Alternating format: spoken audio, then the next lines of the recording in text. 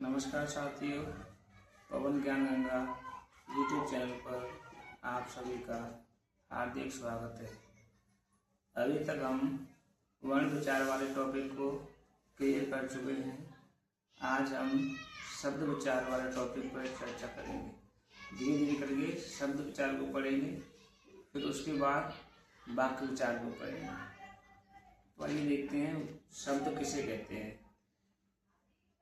दो या दो से अधिक, दो या दो से अधिक वर्णों के मेल को शब्द कहते हैं।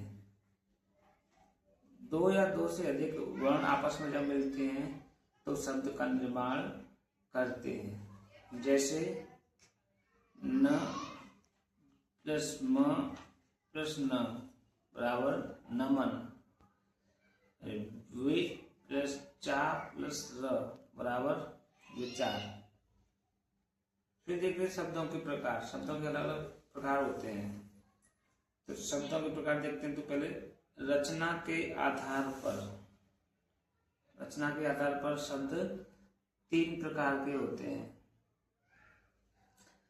उत्पत्ति या स्रोत के आधार पर शब्द चार प्रकार के होते हैं। अर्थ के आधार पर शब्द दो प्रकार के होते हैं।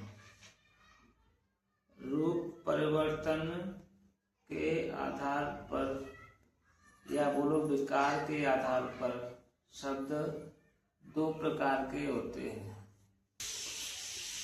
आइए एक एक कर इनका अध्ययन करते हैं।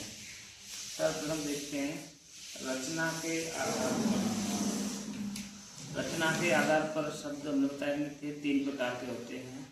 नंबर एक रूढ़ शब्द, नंबर दो यौगिक शब्द, नंबर तीन योगरूढ़ शब्द। अब एक एक करके इनकी परिभाषा देखते हैं। रूढ़ शब्द, शब्द में प्रयुक्त वर्णों को अलग अलग कर देने पर उनका कोई अर्थ न निकले, उन्हें रूढ़ शब्द कहते हैं।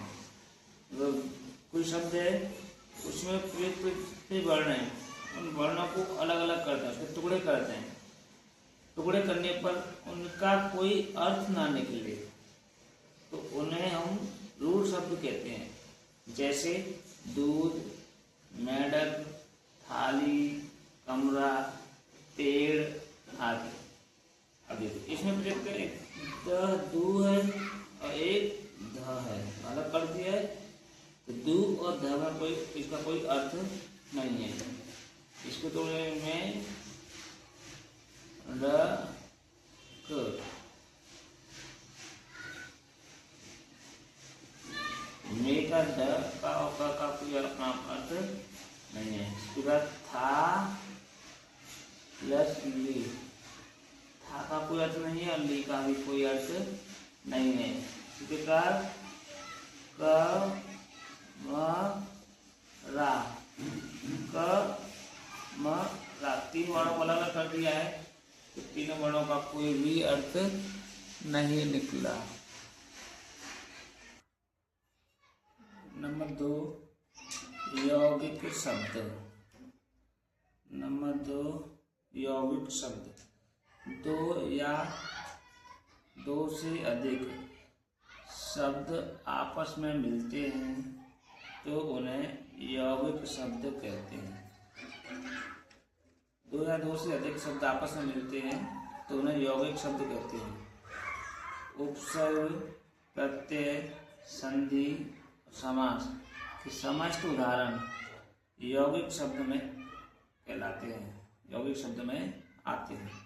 जैसे विद्यालय, विद्याधन आलय, प्रतिदिन राजमाता, दिन दिन इसका तोड़ेंगे तो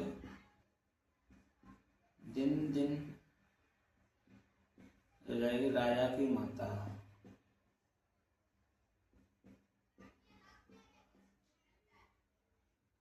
राजा की माता। अगला है योग रूढ़ रूढ़ शब्द, जब कोई यौगिक शब्द किसी एक अर्थ के लिए रूढ़ हो जाता है तो उसे योगरूढ़ शब्द कहते हैं। कोई यौगिक शब्द है वो एक ही अर्थ के लिए रूढ़ हो जाएगा तो उसे योगरूढ़ शब्द कहते हैं। इसमें बहुब्रीहि समास के समस्त उदाहरण शामिल किए जाते हैं, जैसे पीताम्बर। अब पीताम्बर श्री कृष्ण के लिए या विष्णु भगवान के लिए रूढ़ हो गया है। वैसे तो बोलेंगे पीला है वस्त्र, पीत है जो वस्त्र से आएगा, पीत है जो वस्त्र पीला होगा उसको कहेंगे पीताम्बर। पर ये भगवान विष्णु के लिए रूढ़ हो गया है, पीताम्बर आएगा तो भगवान विष्णु के लिए, इसलिए ये यौगिक शब्द ना होकर के योगरूढ़ शब्द होगा। इसी प्रकार लंबोदर, और लंबा है उदर जिसका वो लंबोदर कहलाएगा। तो ये भगवान श्री गणेश के लिए रूढ़ हो गया है। जब भी आएगा लंबोदर शब्द तो गणेश जी के लिए हम करेंगे तो कहलाएगा ये शब्द यौगिक न होकर के योगरूढ़ होगा। इसी प्रकार दशानन जिसके दशानन होंगे, 10 सिर होंगे, वो दशानन कहलाएगा। पर ये रूढ़ हो गया है रावण के लिए। धन्यवाद।